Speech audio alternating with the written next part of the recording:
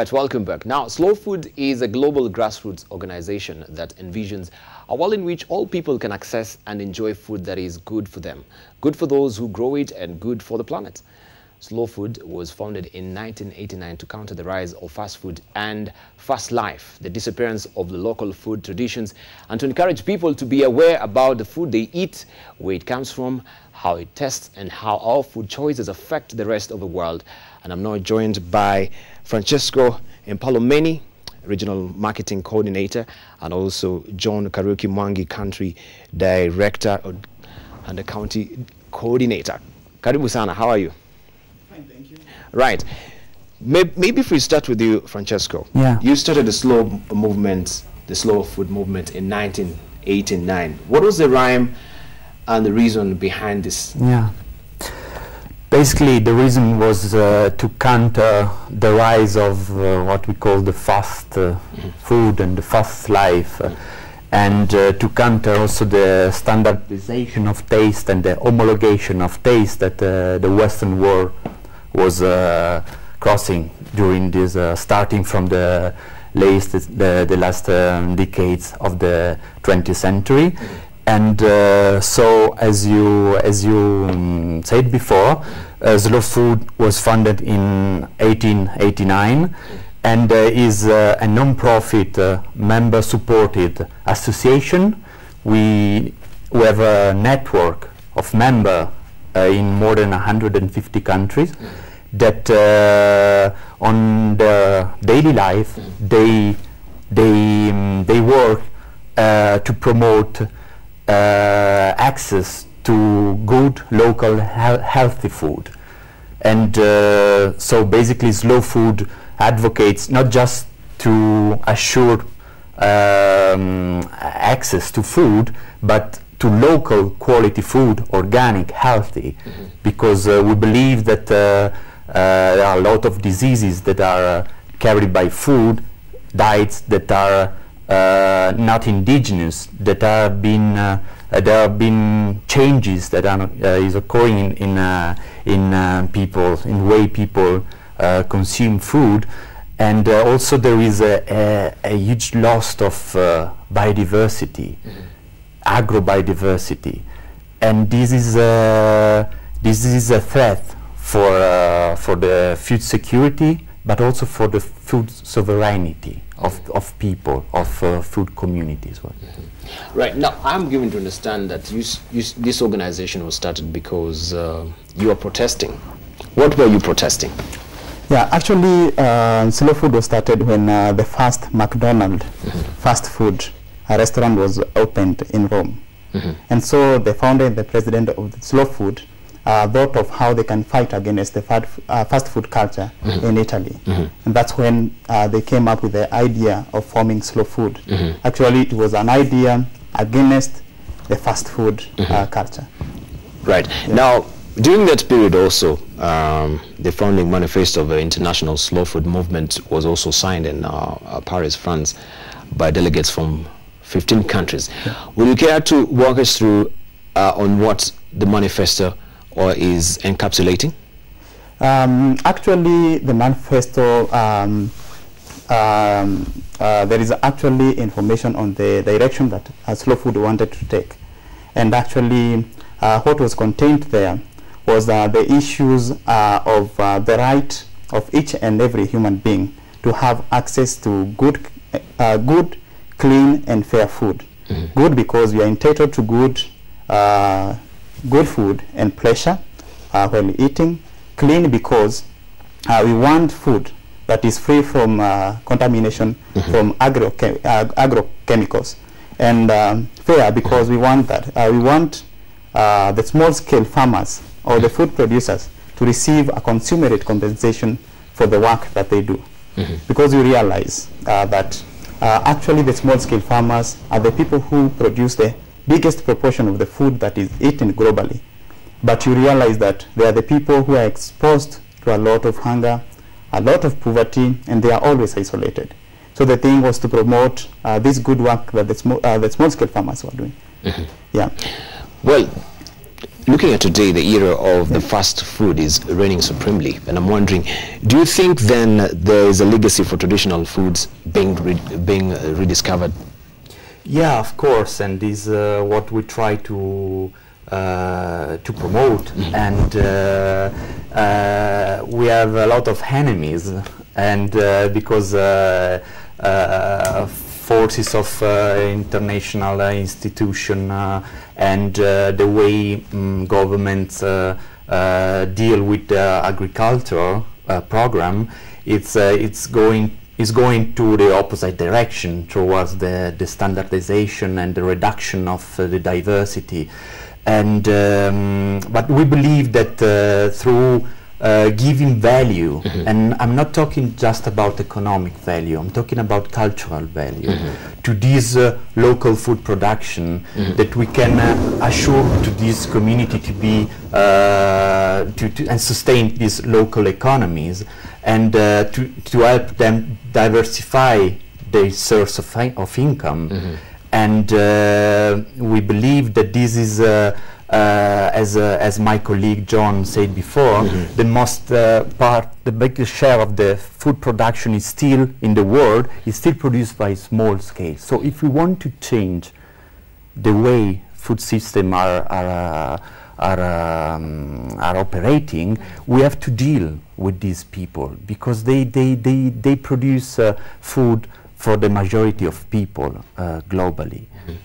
Right. Now, you know, one of the first things that we can do to connect with the foods is to connect to the growers of this food, the farmers that we're having. And I'm wondering, how is the slow food movement now aiding the farmers, maybe in the country, you being the country coordinator, how are you really aiding the farmers to really go the organic way? We have now the invasions of the GMOs, and the government is really leaning towards sides.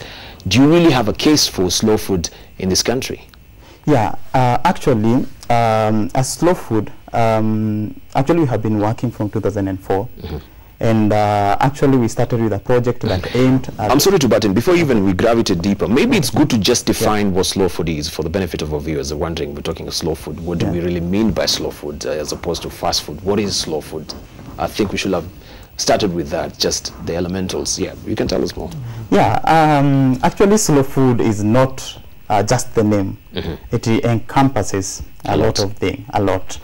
Yeah, but actually when we think about fast food, you will actually in Nairobi, you'll see that we have a lot of fast food joints, and what is served there is mainly things like chips and the broilers that are brought up in more or less 1.5 months, and then that chicken is ready for consumption.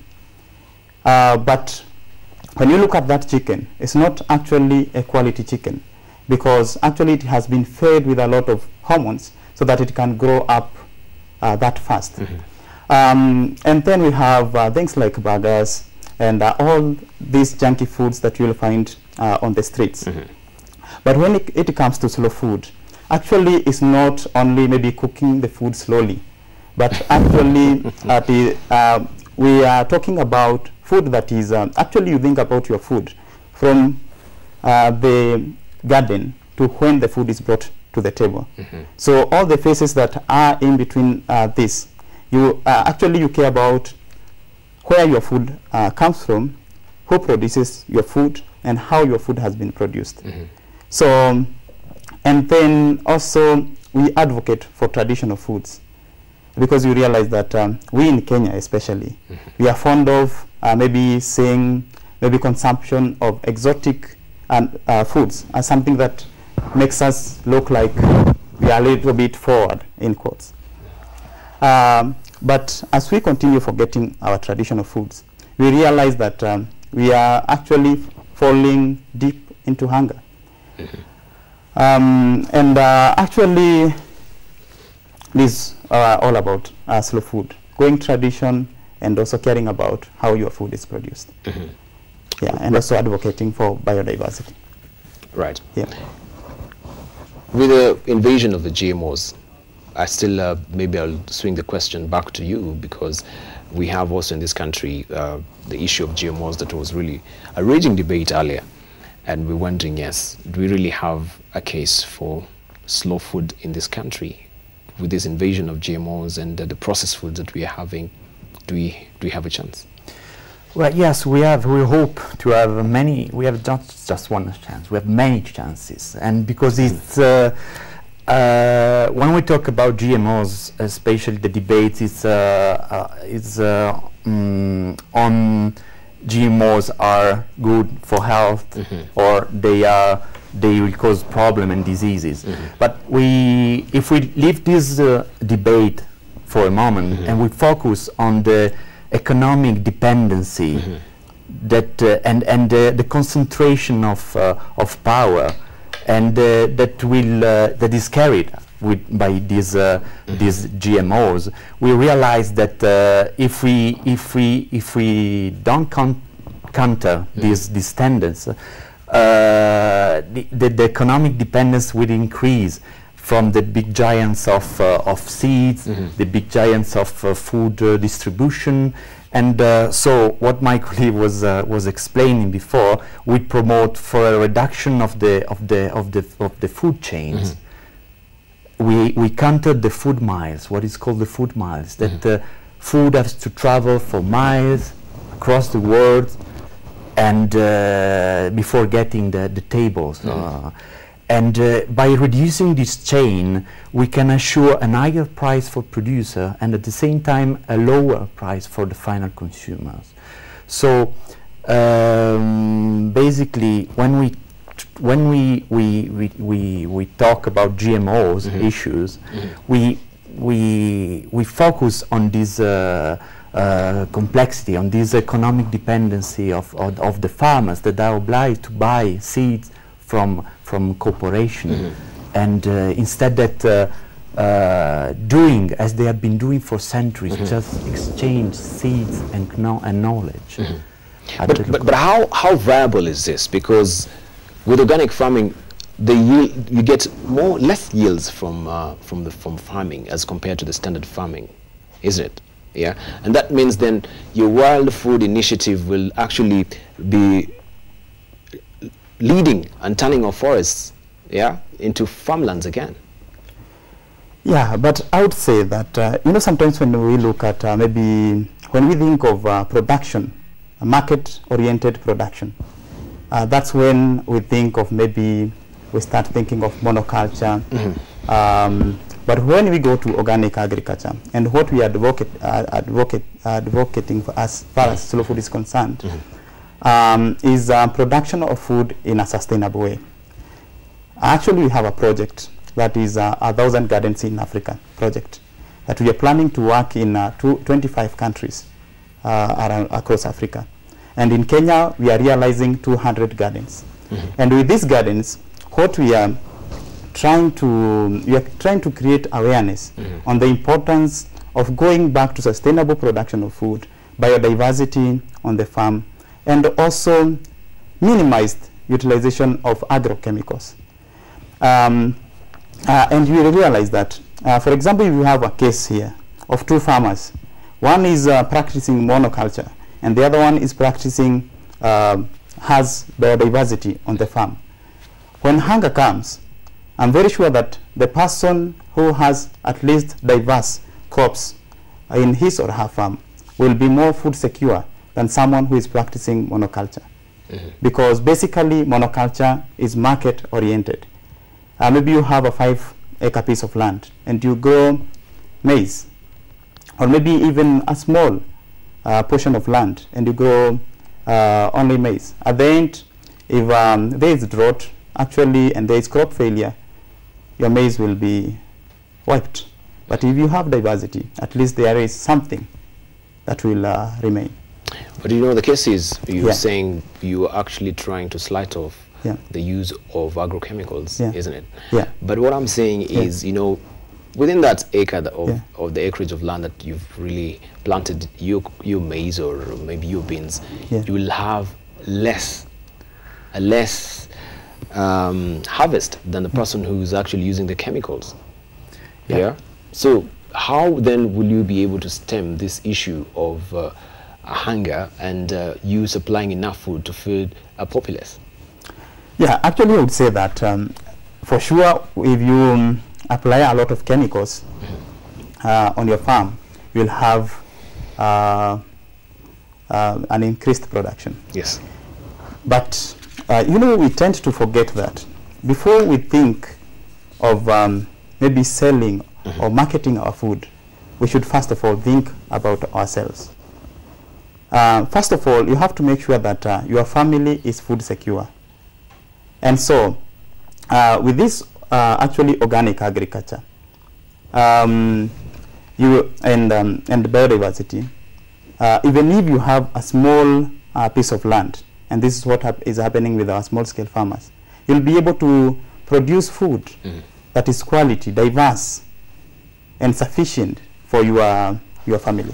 But when it goes to monoculture, you will produce maize or maybe potatoes, and potatoes cannot be preserved for long. Once they have at the onset of harvest, you have to sell all your potatoes, and nothing remains on the farm. But if you diversify, at least you'll have something. Right. And maybe If I my may ask, colleague can add something. try to reply. Sure. It's just a difference of view. I mean, if you look at the short terms, the use of chemicals, the use of NGOs, seeds, will increase the production in the short terms. But if we look at the mid and long term, and when we talk about sustainability, we have to focus on the long term. We will discover that these high chemical inputs will deplete the soil, because the soil are living, creative, are living, is nothing that is something that has a microorganism, that there is life in the soil, and year after year, if you don't treat properly, you will lose in the long term the capacity of generate life from the soil.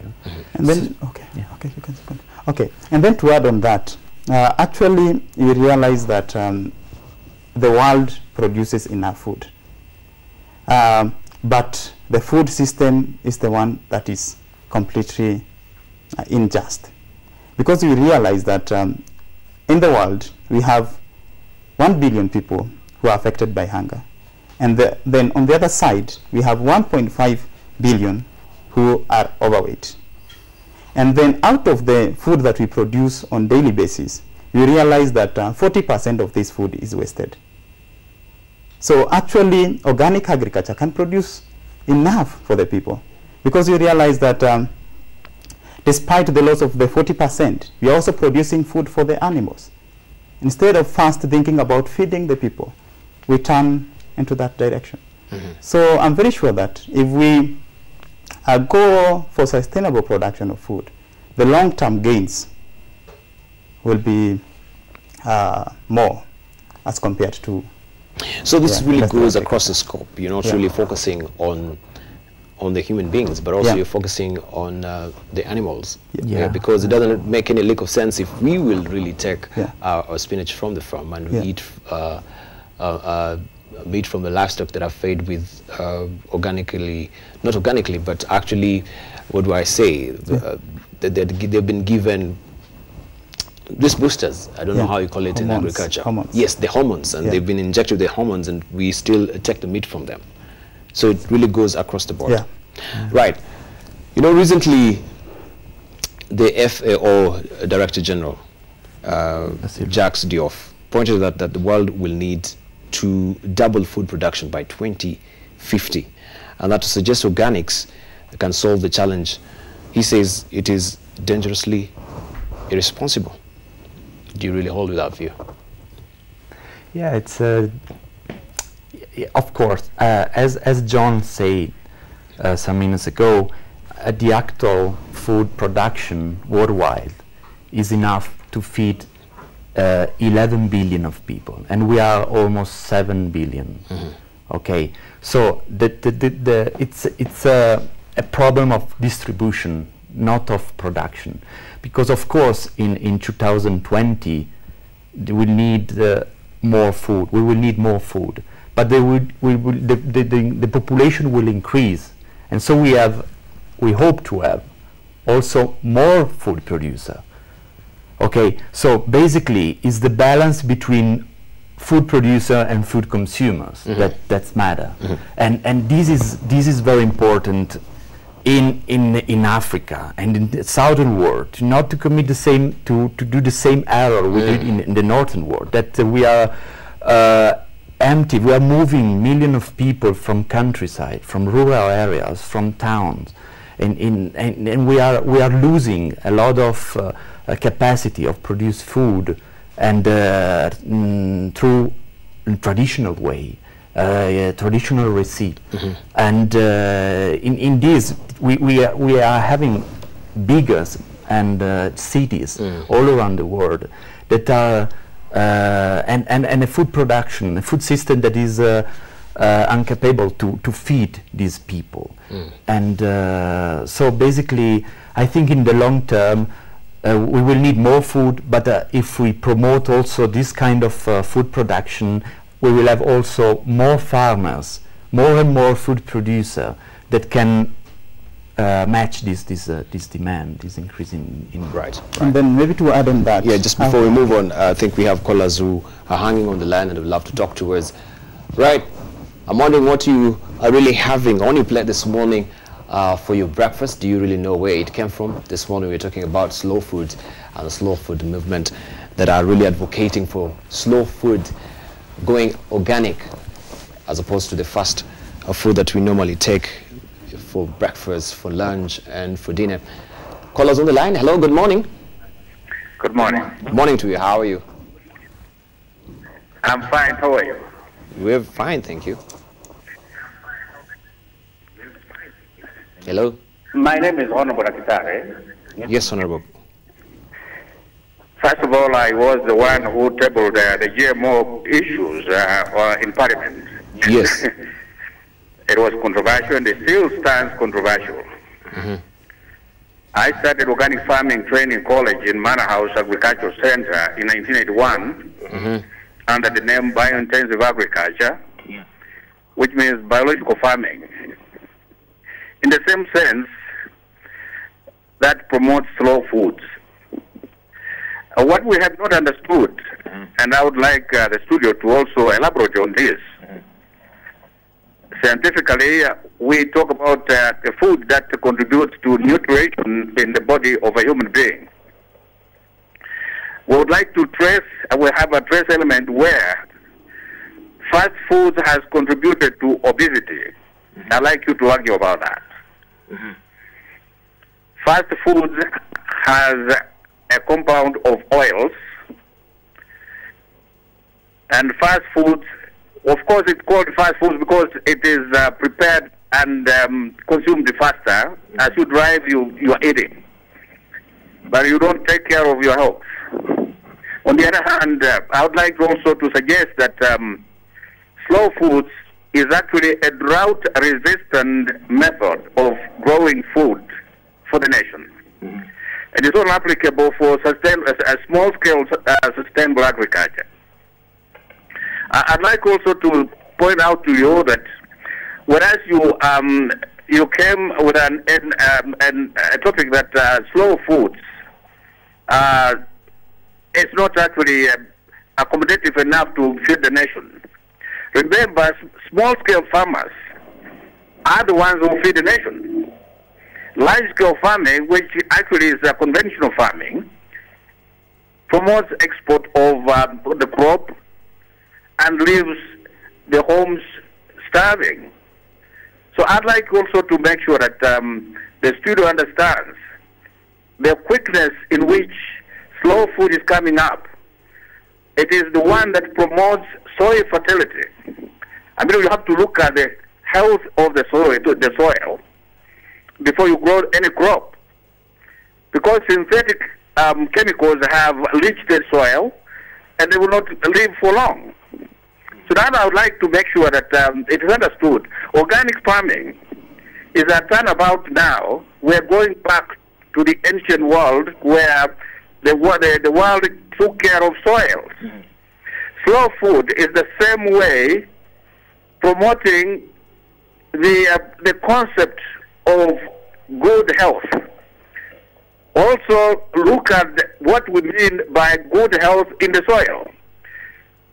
Synthetic chemical promotes quick growth but spoils the soil. As a farmer, how long will I spend, how many years will I spend using artificial fertilizer, synthetic chemicals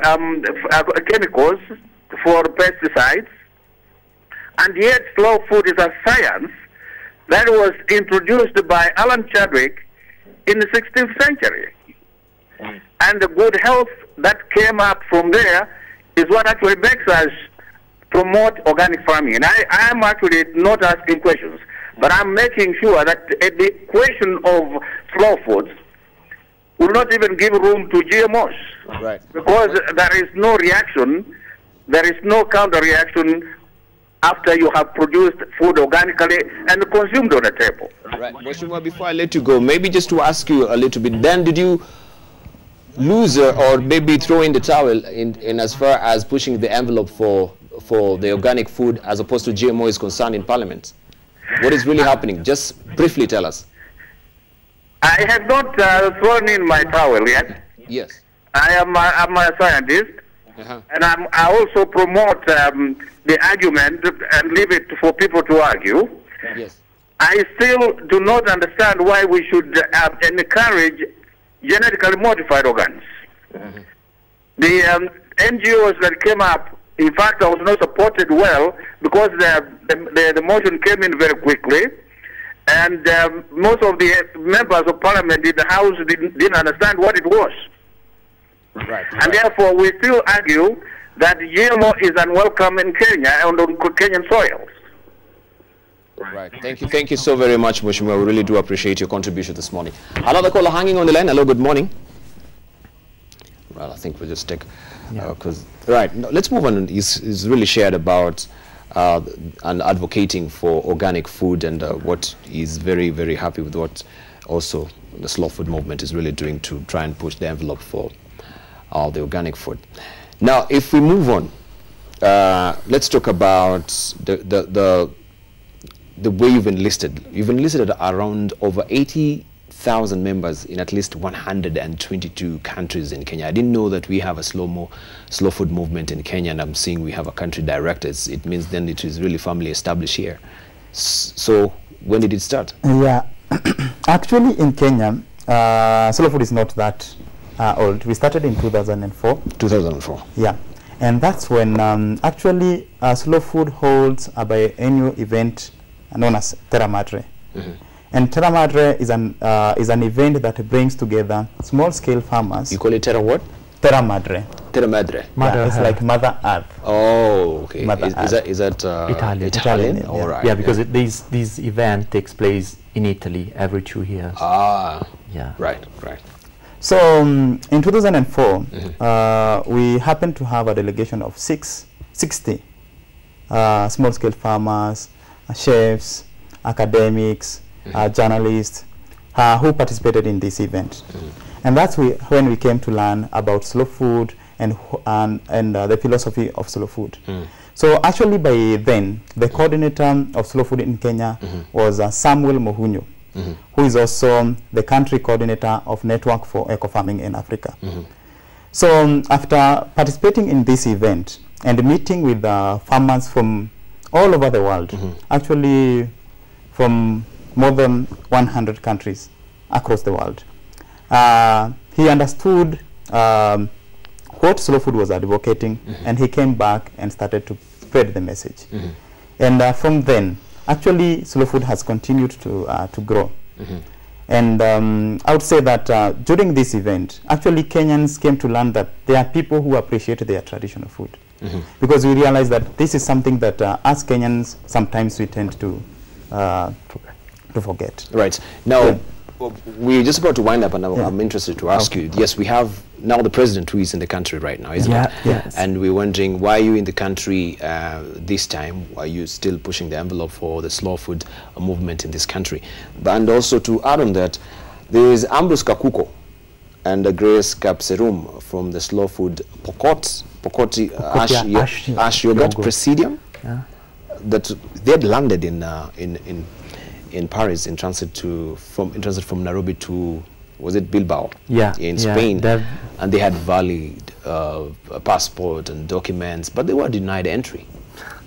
What was really happening then? It's a paradox of a world that push for goods, and increasing in exchanging goods and items and commodities, but at the same time it prevent people from having the same kind of exchange, north-south. So these two farmers have been invited by Slow Food, by the city of Bilbao, for an event, and to promote, to showcase the traditional product that is a Slow Food supported product, the Pocot ash yogurt, a traditional way of produce and preserve yogurt.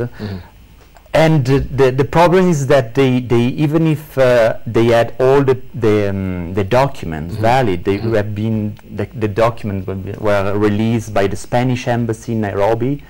The passport were valid, and the problem is that they have been stopped by the French police. They were in transit in Paris, and they have been stopped with any reason, with any explanation, then kept for 2 days, and then sent back to Kenya. So this is a paradox of a world that is increasing, is pushing for an increasing exchanges for goods and commodities, but at the same time it treats people in a different way. Right. Then, yes, why are you in the country right now as you're winding up? Why are you in the country? I'm in the country because we are paving the way for the visit of our president, Carlo Petrini. Petrini is he right? Okay, he's coming. Yeah, he's already here, or yeah, should be landed should be landed today. Okay. Yeah, okay. And of course, Carlo is the first time that he visit Kenya. Okay. And he will visit slow food projects and slow food communities across the countries up to the 3rd of April, when he will move to Uganda, where also slow food has a growing network of members. Okay. And we hope during this day to meet media and politicians, to meet farmers, to meet students, and he will have a couple of lectures at the Egerton University and at the Makerere University in Kampala. So when are you going to have the lecture at Egerton University? In Egerton, we are supposed to be there on 30th. On 30th. From 3:30 All right. to 5:30 okay. in the afternoon. Okay. Yeah. All right.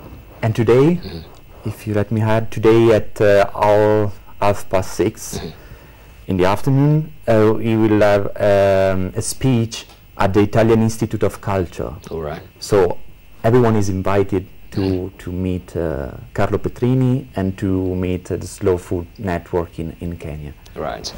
So I'm writing on the assumption that this morning you took you didn't take sausages and all that jazz in the morning. You're a real advocate. So the sausages that we've prepared for you, then it's for us to eat. Are produced locally. Are locally produced. Locally produced, of course. Okay. So you take ngwashes and the maize in the morning. Did you? Actually, today I skipped. You skipped? Because I had to wake up very early in the morning. So you didn't take breakfast? Yeah, but actually I go for ndoma, arrowroots, some sweet potatoes. Yeah. So if you take the ndomas and the skumas and the cabbages, do you cook them with the ordinary hydrogenated fat? Because even Mheshimiwa was calling in and talking about the fast food and the obese society that we're having as we're running up. Just briefly, what do you cook with? Yeah, actually sometimes I prefer, maybe we have good oil that we can cook with. Yes. We have, for example, olive oil, which is something that is really natural. It is, but it's very expensive. It is very expensive. But there are also some other oils that you can find in our supermarkets that are better than hydrogenated fats. Yeah, which are better to use. Right. Yeah.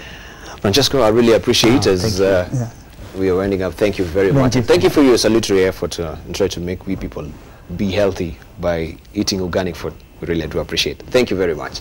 Well, we've been speaking about slow food, and we have the delegates from the Slow Food International movement that is really advocating for organic food as opposed to the fast food that we normally take from the restaurants. Do you go for the guashes? Do you go for the ndumas? What are you having this morning? Are you really watching your health with what you're eating? Well, I'll leave you the words of Anthelme Brilat Savarani, who says, "Tell me what you eat and I'll tell you who you are." Think about that. Have a lovely day, but don't go away. Up next, we'll be talking about knee injuries, common knee injuries. Do you have a knee problem? There is a specialist also who will be joining us later. See you.